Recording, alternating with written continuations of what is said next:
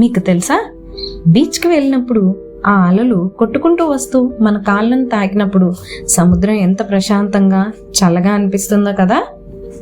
కానీ ఎప్పుడైనా ఆలోచించారా ఈ నీలి సముద్రం నిజంగా ఎంత లోతుగా ఉంటుందో అని? సాధారణంగా సముద్రం లోతు 3700 మీటర్లు ఉంటుందంట.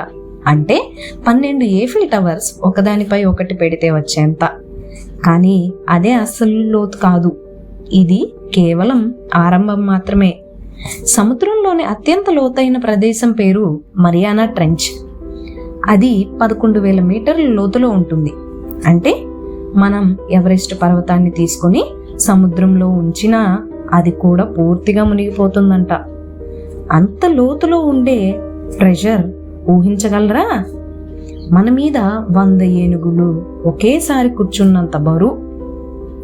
అయినా ఆశ్చర్యం ఏంటంటే ఆ చీకట్లో కూడా జీవులు ఉన్నాయి.